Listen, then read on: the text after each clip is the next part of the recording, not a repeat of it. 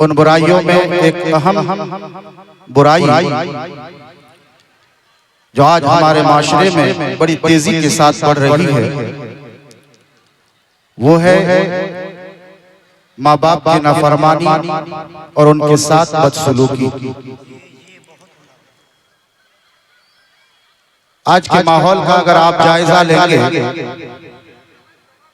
جاہل تو جاہل تعلیم یافتہ لوگ بھی، خواہ وہ اسکولوں کے پڑھے لکھے ہوں، کالجوں کے پڑھے لکھے ہو یا یونیورسٹیز کے پڑھے لکھے ہو، تعلیم یافتہ ہونے کے باوجود ماں باپ کے ساتھ جس حسن سلوک کے ساتھ پیش آنا چاہیے، جس طرح خوش معاملگی کا مظاہرہ کرنا چاہیے نہیں کرتے ہیں۔ حالانکہ اسی روئے زمین پر ایک وہ پاکیزہ اور مبارک دور بھی گزرا ہے کہ جب ایک باپ اپنے بیٹے کو راہ خدا میں قربان کرنے کے لیے قربان گاہ کی طرف لے چلا تھا تو وہ بیٹا اپنی جان کی قربانی پیش کرنے کے لیے خوشی بخوشی اپنے باپ کے ساتھ ہو گیا تھا۔ تاریخ بتاتی ہے باپ نے اپنے بیٹے کی گردن پر اپنے ہاتھ سے چھری چلانے کے لیے زمین پر لٹا دیا اور بیٹا اپنی جان کی قربانی پیش کرنے کے لیے بلا تعامل زمین پر لیٹ گیا۔ یہاں تک کہ باپ نے اپنے بیٹے کی گردن پر چھری تک بھی چلا دی اور بیٹے کی زبان سے اف تک بھی نہیں نکلا۔ اس لیے کسی شاعر نے کہا تھا یہ فیضان نظر تھا یا کہ مکتب کی کرامت تھی، سکھائے کس نے اسماعیل کو آداب فرزندی۔ اسی دھرتی پر وہ مبارک اور پاکیزہ دور گزرا ہے، لیکن آج کے اس پرفتن ماحول میں ماں باپ کی اطاعت شعاری اور ان کی فرما برداری میں قربان ہونا تو دور کی بات، عام طور پر ان کی نافرمانی ان کے ساتھ بدسلوکی کرنے میں بھی برائی کا احساس تک کسی کو نہیں ہوتا، حتیٰ کہ وہی اولاد وہی بیٹے اپنے ماں باپ کے حکم کو اپنے لیے خلاف شان اور باعث ننگوار تصور کرتے ہیں۔ اور اس سے بڑھ کر ظلم اور تعدی کا عالم تو یہ ہے کہ آج کے اس ماحول میں ماں باپ کو مارا پیٹا جاتا ہے، گالیاں دی جاتی ہے، اور اتنے پر اولاد کا دل ٹھنڈا نہ ہو تو انہیں گھروں سے در بدر بھی کیا جاتا ہے، گھروں سے نکال بھی دیا جاتا ہے۔ مسلمانوں یاد رکھو یہ جو ماحول ابھی بنا ہوا ہے، آج سے تقریباً 1400 برس پہلے پیغمبر اسلام نے قیامت کی ایک نشانی بیان کرتے ہوئے ارشاد فرمایا تھا کہ میرے صحابہ میری امت پر ایک دور ایسا آنے والا ہے، ایک زمانہ ایسا آنے والا ہے جس دور اور جس زمانے میں میری امت کے لوگوں کا حال یہ ہوگا کہ اطاع الرجل امرأته وعقى امه، کہ مرد اپنی بیوی کا تابع فرمان ہوگا اور اپنی ماں کا نافرمان ہو جائے گا۔ پیغمبر اسلام نے 1400 سال پہلے قیامت کی یہ نشانی بیان فرمائی تھی، اور آج کے اس پرآشوب ماحول کو آپ جائزہ لیں کہ رسول کائنات کی پیشین گوئی کا ایک حرف، حضور کی پیشین گوئی کا ہر نقطہ نئی تہذیب کی اس لعنت پر منطبق ہوتا دکھائی دے رہا ہے۔ گویا کہ نگاہ نبوت آج سے 1400 برس پہلے آج کے ان حالات کا مشاہدہ کر رہی تھی، اور روزمرہ کے واقعات بھی شاہد ہیں کہ اس دور جدید کا انسان اپنے ماں باپ کی نافرمانی، ان کے دل آزاری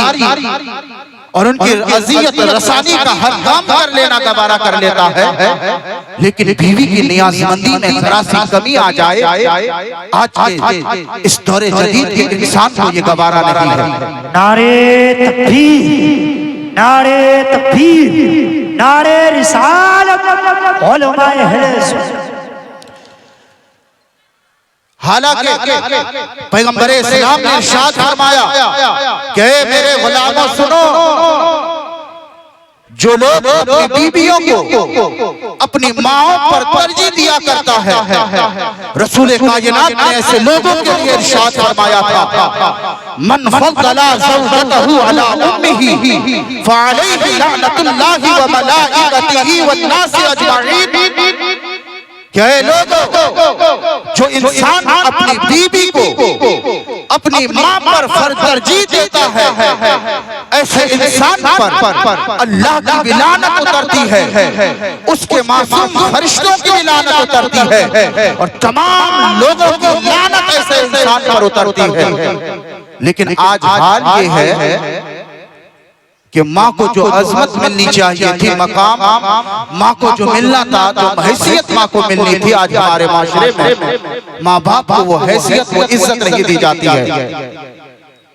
وقت زیادہ نہیں ہے کہ تفصیلی گفتگو کی جائے۔ ماں اور باپ کا مقام کیا ہے، میں اس روایت کے ذریعے آپ کو سمجھانا چاہتا ہوں۔ حضرت خواجہ حسن بصری رضی اللہ تعالیٰ عنہ اپنے وقت کے ولی کامل ہے، مشہور تابعی ہے۔ آپ کی بارگاہ میں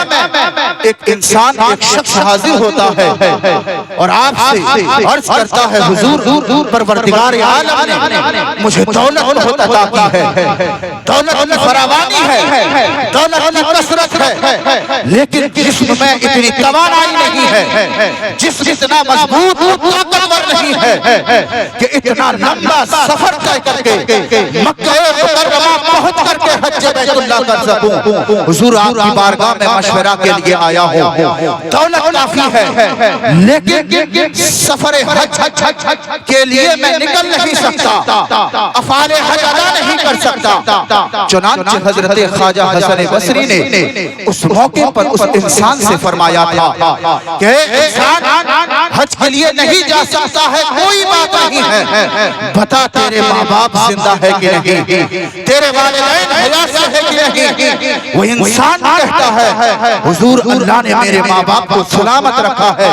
ان کا سایہ میرے سر پر قائم و دائم ہے۔ چنانچہ حضرت خواجہ حسن بصری فرماتے ہیں کہ انسان اگر تو حج کے لیے نہیں جا سکتا ہے، کوئی بات نہیں ہے، تیرے والدین زندہ ہے، اللہ نے تیرے ماں باپ کو زندہ رکھا ہے، تو سیدھا گھر جا اور گھر جا کر اپنے ماں باپ کی خدمت میں بیٹھ جانا اور اپنی خدمت میں بیٹھ کر کے اپنے والدین کو اپنے ہاتھوں سے روٹیوں کے ٹکڑے کھلانا۔ اے انسان، تو اپنے گھر میں بیٹھ کر اپنے ماں باپ کو روٹیوں کے ٹکڑے کھلائے گا۔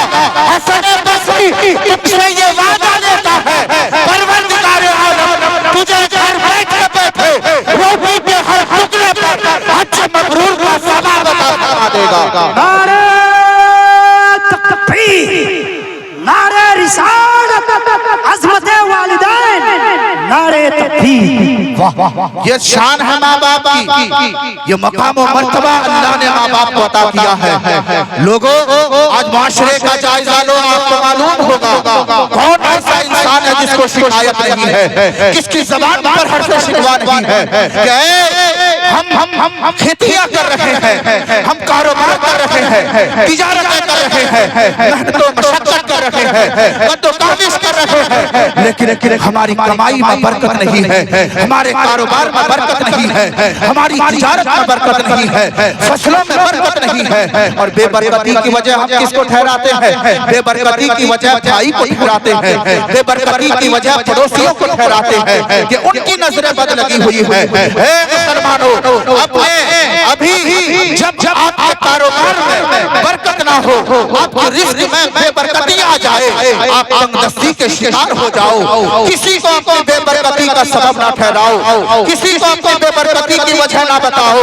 बल्कि मैं तो ये कहूंगा कि जब आपके कारोबार में बरकत ना हो, जब आपकी कमाई में बरकत ना हो, जब आपकी तिजारत में बरकत ना हो, तो कभी तन्हाई में बैठ जाना और तन्हाई में बैठ करके मदीने की नफलों लगाना और बारगाह रिसालत में आलमे तसव्वुर में सवाल करना, या रसूल अल्लाह आपका गुलाम मेहनत कर रहा है, कारोबार कर रहा है, तिजारत कर रहा है, लेकिन कारोबार में बरकत नहीं है, तिजारत में बरकत नहीं है, बिजनेस में बरकत नहीं है, या रसूल अल्लाह मेरी बेबरकती की वजह क्या है, मेरी बेबरकती की वजह क्या है, मेरी तंगदस्ती की वजह क्या है। कसम खुदा की मिल्लत के नौजवानों, जब अपने नबी की बारगाह में आलमे तसव्वुर में सवाल करोगे कि या रसूल अल्लाह आप बताइए मेरी बेबरकती की वजह क्या है, मैं इस कदर तंगदस्त हूँ, खेतियां कर रहा हूँ, बरकत नहीं है, तो याद रखना मुसलमानों, बारगाह रिसालत में आपसे आपकी रहनुमाई करते हुए जवाब आएगा कि आज तुम्हारे कारोबार में बरकत नहीं है, तुम्हारी बिजनेस में बरकत नहीं है, तुम्हारे घर में बेबरकती ही बेबरकती है। इसकी वजह यह है कि मुस्तफा फरमाएंगे इज़ा तरक अल-अब्दु दुआ लिल-वालिदैन व इन्नहु युनदिहु अनहुर हिस्सहु कमा कान नबी सल्लल्लाहु अलैहि वसल्लम। हुजूर इरशाद फरमाएंगे कि मेरे गुलामों, जानना चाहते हो कि तुम्हारे कारोबार में बरकत क्यों नहीं है, तुम्हारी तिजारत में बरकत क्यों नहीं है? इसलिए नहीं है कि तूने अपने माँ बाप के लिए दुआएं करना छोड़ दिया है, इधर तूने दुआओं में अपने माँ बाप को छोड़ दिया है। परवरदिगार आलम ने अपने रिज़्क़ को तुमसे रोक दिया है, इसलिए तुम्हारे कारोबार में बरकत नहीं है, तुम्हारी तिजारत में बरकत नहीं है। अज़ीज़ान मिल्लत इस्लामिया, इसलिए जब भी मुसलमानों आपको लगे कि हम बेबरकती के शिकार होते चले जा रहे हैं, हम तंगदस्ती के शिकार होते चले जा रहे हैं, हमारे घर में मुफलिसी ही मुफलिसी है, हमारे घर में तलाशी आ चुकी है, तो कसम खुदा की मिल्लत के नौजवानों, किसी को बेबरकती का सबब ना ठहराना। कभी तन्हाई में बैठ करके सोचना कि हम पूरे 24 घंटे में अपने माँ बाप के लिए कितनी दुआएं मांगा करते हैं। माँ बाप जिंदा है, उनकी दराज की उम्र के लिए, उनकी सेहत आफियत के लिए कितनी दुआएं मांगा करते हैं। माँ बाप अगर इंतकाल कर गए हैं तो उनकी मग़फ़िरत के लिए, उनकी निजात के लिए, उनके दर्जात की बुलंदी के लिए हम कितनी दुआएं मांगते हैं। जब अपना मुहासबा करोगे तो आपको मालूम हो जाएगा कि 24 घंटे हमारे तो ऐसे गुजरते हैं कि कभी हमें अपने माँ बाप के लिए दुआएं करने की तौफीक नहीं होती है। चूंकि है लोगों, तुमने दुआएं करना अपने माँ बाप के लिए छोड़ दिया है, इसलिए अल्लाह ताला ने तुम्हारे मुकद्दर में तंगदस्ती लिख दिया है।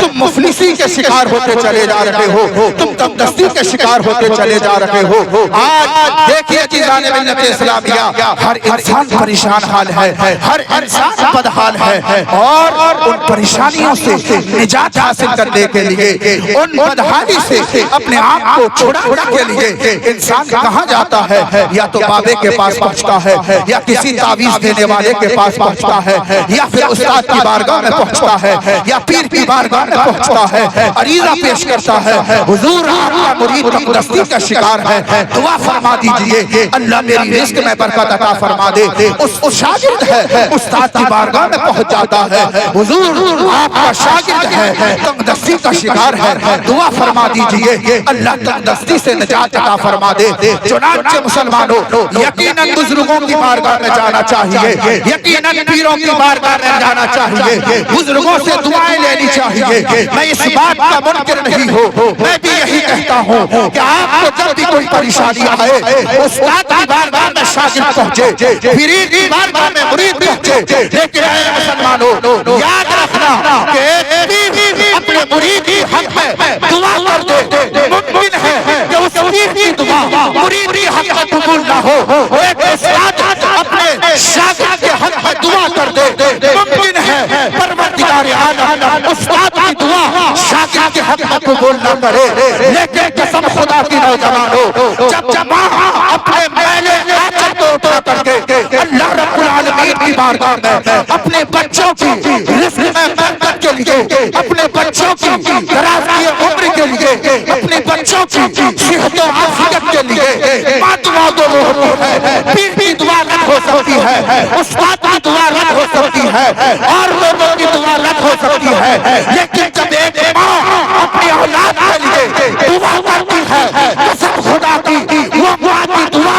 اولاد کے حق میں خدا کی بارگاہ میں شرف قبولیت حاصل ہو جاتی ہے۔ اس لیے مسلمانوں دعائیں کرنی ہے۔ اگر ماں باپ زندہ ہے پہلے اپنے ماں باپ کی خدمت میں پہنچو، ان کی دعائیں لو، ان سے آپ دعائیں کرواؤ، پھر آپ کسی اور کی بارگاہ میں پہنچو۔ اس لیے کہ مسلمانوں اگر ماں باپ آپ سے ناراض ہے، ماں باپ آپ سے خوش نہیں ہے، آپ کسی سے دعا کر لو، ممکن ہے کہ آپ کی نجات نہیں ہو سکتی ہے، ممکن ہے کہ آپ اس پریشانی سے بچ نہیں سکتے ہیں۔ اس لیے کہ پیغمبر اسلام نے بتا دیا رضا اللہ فی رضا الوالدین و سخط اللہ فی سخط الوالدین، کہ اے لوگوں اللہ کی خوشنودی کو پروردگار عالم نے ماں باپ کی خوشنودی میں رکھ دیا ہے، اور اللہ کی ناراضگی کو ماں باپ کی ناراضگی میں رکھ دیا ہے۔ اس لیے اے لوگوں ماں باپ کو خوش کر لو، اگر تمہارے ماں باپ تم سے خوش ہے تو امید ہے کہ تمہارا رب بھی تم سے راضی ہو جائے گا، اور اگر آپ کے گھر میں آپ کے بوڑھے ماں باپ آپ سے ناراض ہے تو ممکن ہے کہ ماں باپ کی ناراضگی کی وجہ سے آپ کا خدا بھی آپ سے ناراض ہو۔ اس لیے کہ نبی پاک نے فرمایا سخط اللہ فی سخط الوالدین، اللہ کی ناراضگی ماں باپ کی ناراضگی میں رکھا ہے۔ آج ہم سجدوں پہ ناز کرتے ہیں۔ آخری بات بیان کر کے میں اپنے گفتگو کو ختم کرتا ہوں۔ عزیزان ملت اسلامیہ، آج ہم وہ لوگ ہیں جو گھروں میں ماں باپ کو مارتے پیٹتے ہیں، گھروں میں ماں باپ کو گالیاں دیتے ہیں، گھروں میں ماں باپ کی شان میں بے ادبیاں کرتے ہیں، اور سمجھتے ہیں کہ مسجد پہنچ کر کے نمازیں پڑھ لیں گے وہ نمازیں ہماری کام آ جائیں گی۔ سمجھتے ہیں ماں باپ کو مار پیٹ کر کے مکہ المکرمہ پہنچ کر کے حج بیت اللہ کر لیں گے اللہ ہماری گناہوں کو معاف فرما دے گا۔ مسلمانوں یاد رکھ رہے ہیں آپ کی نمازیں، آپ کے سجدے، آپ کا حج، آپ کی زکات اسی وقت قبول ہو سکتی ہے جب آپ کے والدین آپ سے راضی ہو۔ آئیے اس حوالے سے ایک بات پیش کر کے اپنی گفتگو کو سمیٹتا ہوں اور اپنی جگہ لیتا ہوں۔ عزیزان ملت اسلامیہ، اپنے وقت کے ایک ولی کامل حضرت مالک بن دینار رحمت اللہ تعالی علیہ آپ خود فرماتے ہیں کہ میں نے اپنی زندگی میں 60 حج کیے ہیں، 60 حج کیے ہیں۔ چنانچہ جب میں ایک مرتبہ حج کے موقع پر مکہ المکرمہ پہنچا تو دیکھا کہ اس مرتبہ حج خانہ کعبہ کے لیے کثیر تعداد میں حجاج کرام تشریف فرما ہے۔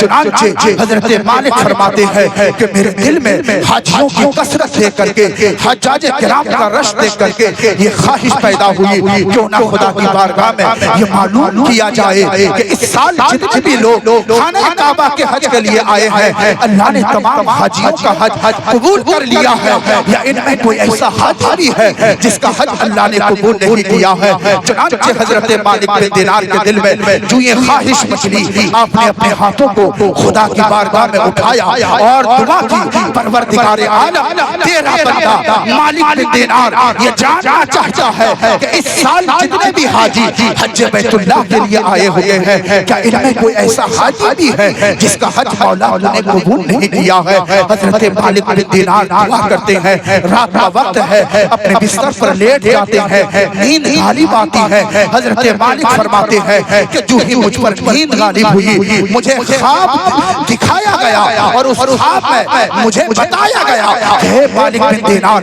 تو جاننا چاہتا تھا کہ اس سال جتنے بھی حاجی حج کے لیے آئے ہوئے ہیں اللہ نے سب کا حج قبول کر لیا ہے، یا کوئی ایسا حاجی بھی اس میں موجود ہے جس کا حج اللہ نے قبول نہیں کیا ہے؟ تو اے مالک بن دینار پروردگار عالم نے تمام حاجیوں کا حج اس مرتبہ قبول فرما لیا ہے، لیکن انہی حاجیوں میں ایک حاجی ایسا بھی ہے جس کا حج اللہ نے قبول نہیں کیا ہے۔ اور اے مالک بن دینار یہ حاجی کوئی اور نہیں ہے بلخ کا رہنے والا محمد بن ہارون بلخ ہی ہے جس کا حج اللہ نے اس سال قبول نہیں کیا ہے۔ اے مالک بن دینار یہ بھی سن لو، وہ محمد بن ہارون بلخ کا رہنے والا یہ پہلا حج کرنے کے لیے نہیں آیا ہے، بلکہ اے مالک یہ اس نے 24واں حج کرنے کے لیے آیا ہے، اور پروردگار عالم نے اس کا کوئی حج قبول نہیں کیا ہے۔ ایک سے لے کر 24 حج انہوں نے کر ڈالے ہیں، لیکن خواب میں حضرت مالک بن دینار کو بتایا جا رہا ہے کہ وہ محمد بن ہارون جو اس مرتبہ 24واں حج کرنے کے لیے آیا ہے، اللہ نے کوئی حج اس کا قبول نہیں کیا ہے۔ آپ خواب سے بیدار ہوتے ہیں، پریشان ہو جاتے ہیں، حیرت و استعجاب کے عالم میں ہے کہ وہ محمد بن ہارون نامی شخص کون سا ایسا گناہ کر لیا ہے کہ جس سے اس کا رب اتنا ناراض ہے، 24واں حج کرنے کے لیے آیا ہے، خدا نے کوئی حج قبول نہیں کیا ہے۔ اب حضرت مالک بن دینار کے دل میں یہ آرزو مچلی کہ کیوں نہ محمد بن ہارون سے براہ راست ملاقات کی جائے اور ان سے سبب پوچھا جائے۔ چنانچہ صبح ہوتے ہی حضرت مالک بن دینار محمد بن ہارون بلخی کے تلاش میں نکل جاتے ہیں، تلاشتے وہاں تک پہنچ جاتے ہیں جہاں بلخ والوں کا خیمہ لگا ہوا تھا۔ جب وہاں پہنچتے ہیں تو اہل بلخ سے پوچھتے ہیں کہ اے اہل بلخ، اے بلخ کے رہنے والوں، بتاؤ تم محمد بن ہارون بلخی کو جانتے ہو؟ لوگوں نے کہا ہاں ہاں ہم تو محمد بن ہارون بلخی کو جانتے ہیں۔ حضرت مالک بن دینار نے بتایا کہ بتاؤ وہ کیسا آدمی ہے؟ تو لوگوں نے کہا وہ بڑا دیندار ہے، وہ بڑا تقوی شعار ہے، رات دن اللہ کی عبادت کرتا ہے،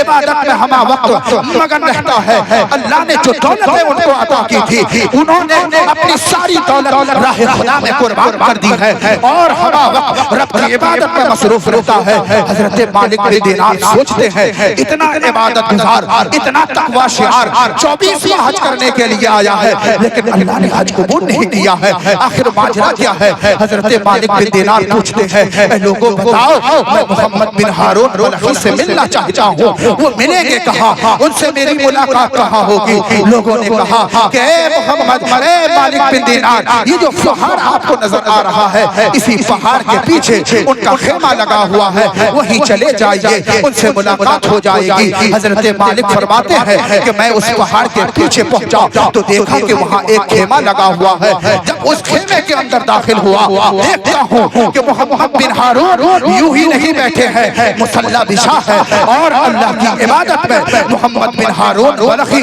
مشغول و مگن ہے۔ چنانچہ میں نے کچھ دیر انتظار کیا، جب وہ عبادت سے فارغ ہوئے محمد بن ہارون بلخی کو میں نے سلام پیش کیا، اور جو ہی سلام پیش کیا انہوں نے میرے سلام کا جواب دیا اور کہا کہ آپ مالک بن دینار ہے۔ اتنا سننے کے بعد مالک بن دینار حیران ہو جاتے ہیں کہ یا اللہ اس بندے کو کیسے معلوم ہے کہ میں مالک بن دینار ہوں؟ میری تو ان سے پہلی ملاقات ہوئی ہے، کبھی میں نے ان سے ملا نہیں ہے، کبھی میں نے ان کو دیکھا نہیں ہے، پھر انہیں کیسے معلوم ہے کہ میں مالک بن دینار ہوں؟ حضرت مالک فرماتے ہیں کہ میں سمجھ گیا یہ کوئی عام انسان نہیں ہے، یہ خدا رسیدہ بزرگ ہے۔ چنانچہ حضرت محمد بن ہارون بلخی کہتے ہیں کہ اے مالک بن دینار، آج آپ مجھ کو یہی بتانے کے لیے آئے ہیں کہ آپ کو خواب میں بتایا گیا ہے کہ اللہ پاک نے میرا یہ حج بھی قبول نہیں کیا ہے۔ حضرت مالک فرماتے ہیں کہ میں حیران کہ ان کو بھی پتا ہے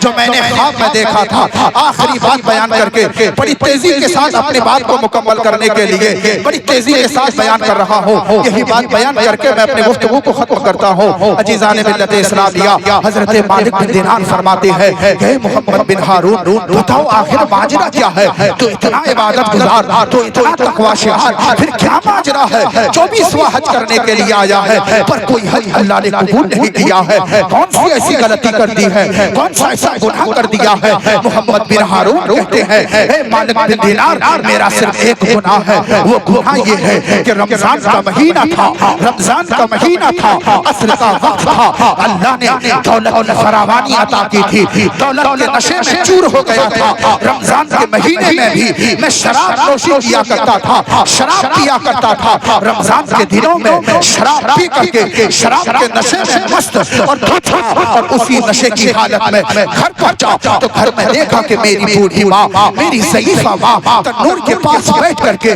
روٹیاں لگا رہی ہے، نشے کی حالت میں چور تھا۔ مالک بن دینار ماں کے پاس پہنچا، ماں سے روٹی کا مطالبہ کر دیا کہ ماں مجھے کھانے کے لیے روٹی دو۔ سن کر کے ماں کو غصہ آیا، ماں نے کہا بیٹا اتنا بڑا ہو گیا ہے، رمضان کا مہینہ ہے، روزہ نہیں رکھتا ہے، شراب کے نشے میں دھت رہتا ہے، پھر مجھ سے تو روٹی مانگ رہا ہے، تجھے شرم نہیں آتی ہے، تجھے حیا نہیں آتی ہے۔ چنانچہ محمد بن ہارون بلخی کہتے ہیں چونکہ شراب کے نشے میں تھا، ماں کی یہ باتیں مجھے پسند نہیں آئی، مجھے غصہ آیا، میں نے اسی حالت میں اپنے ماں کو ایک تماچا مار دیا۔ میں نے ایک تماچا مارنا تھا، میری ماں اسی جلتی ہوئی تنور میں گر گئی اور میں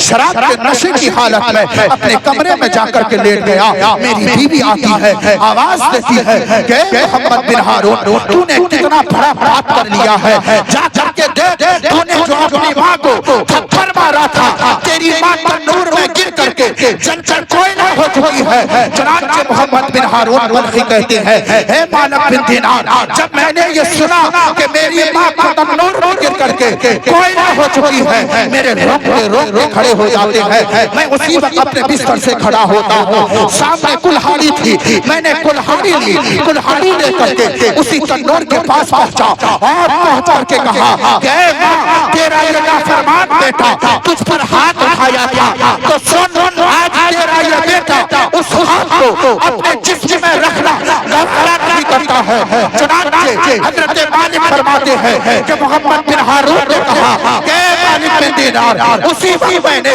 اسی کلہاڑی سے اپنے اس ہاتھ کو جس ہاتھ سے میں نے ماں کو تماچا مارا تھا کاٹ کر کے اپنے جسم سے جدا کر دیا۔ اے مالک بن دینار، اس وقت سے لے کر اب تک 24 سال کا عرصہ گزر گیا، ہر سال خانہ کعبہ آتا ہوں، کعبہ معظمہ کا طواف کرتا ہوں، لبیک لبیک کی صدائے بلند کر رہا ہوں، ادھر لبیک لبیک کی صدائے بلند کرتا ہوں، ادھر رب کعبہ کی طرف سے آواز آتی ہے اے آقا فرمان پہلے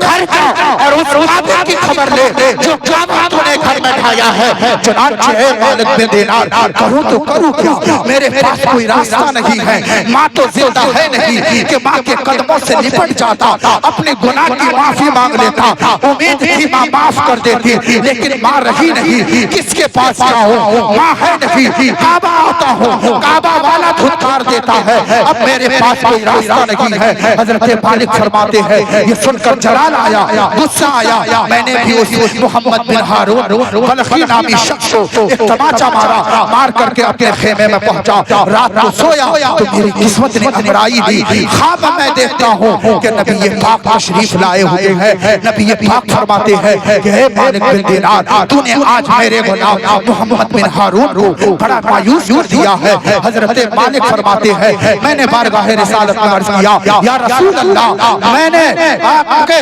محب آپ کے دیوانے کو نہیں مارا ہے، میں نے ماں کے گستاخ کو مارا ہے، میں نے ماں کے ایک جو ہے گستاخ اور بے ادب کو مارا ہے۔ نبی پاک فرماتے ہیں کہ اے مالک بن دینار یقیناً وہ ماں کا گستاخ ہے، یقیناً وہ ماں کا مجرم ہے، لیکن اے مالک بن دینار یہ بھی سنو وہ بڑا تقوی شعار ہے، بڑا صدقہ و خیرات کیا کرتا ہے، بڑی رب کی عبادتیں کرتا ہے۔ اے مالک بن دینار سنو، جس دن قیامت قائم ہوگی، قیامت کے دن بارگاہ خداوندی میں اس نوجوان کو بھی بلایا جائے گا اور اس کی ضعیفہ ماں کو بھی بلایا جائے گا۔ اس وقت پروردگار عالم اس کی ضعیفہ ماں سے فرمائے گا کہ لو یہ تیرا بیٹا ہے، اس نے تیری نافرمانی کی تھی، اس نے تیرا جرم کیا تھا، میں نے اس کی کوئی عبادت قبول نہیں کی، میں نے اس کی ساری عبادتیں اس کے منہ پر مار دی ہے، اگر آج بھی تو کہتی ہے تو میں میرے بیٹے کو معاف نہیں کروں گا، ان کی تمام عبادتوں کو اس کے منہ پر مار دوں گا اور جہنم کے دہتے ہوئے شعلوں میں ڈال دوں گا۔ قسم خدا کی مغلب کے نوجوانوں، اس وقت رسول کائنات عالم خواب میں حضرت مالک بن دینار کو فرماتے ہیں کہ اے مالک بن دینار، اس وقت وہ ضعیفہ ماں جس کو بیٹے نے تنور میں گرا کر کے جلا کر راکھ کر دیا تھا، اس وقت ماں کی ماں پکار اٹھے گی اور بارگاہ خداوندی میں عرض کرے گی کہ اے پروردگار عالم یہ میرا بیٹا ہے، اگرچہ میرا مجرم ہے، اگرچہ میرا گستاخ ہے، لیکن مولا میرا بیٹا ہے، اگر میرے بیٹے کی گناہ کی وجہ سے اگر جہنم میں ڈالا ہے، مولا مجھے ڈال دے، میرے بدلے میں میرے بیٹے کو جنت عطا کر دے۔ رسول پاک فرماتے ہیں اے مالک بن دینار، عیادت کے دن ماں کے اس جملے کی برکت سے پروردگار عالم اس کی ماں کو بھی جنت عطا فرما دے گا، اور محمد بن ہارون بلخی کو بھی جنت عطا فرما دے گا۔ یہ شان ہے ماں کی، یہ عظمت اللہ نے ماں باپ کو عطا کی ہے۔ اللہ رب العالمین کی بارگاہ میں دعا ہے پروردگار عالم ہم سب کو اپنے والدین کا مطیع و فرما بردار بنائے۔ استغفر اللہ ربی من کل ذنب واتوب الیہ، لا الہ الا اللہ محمد رسول اللہ۔ السلام علیکم ورحمۃ اللہ تعالی وبرکاتہ۔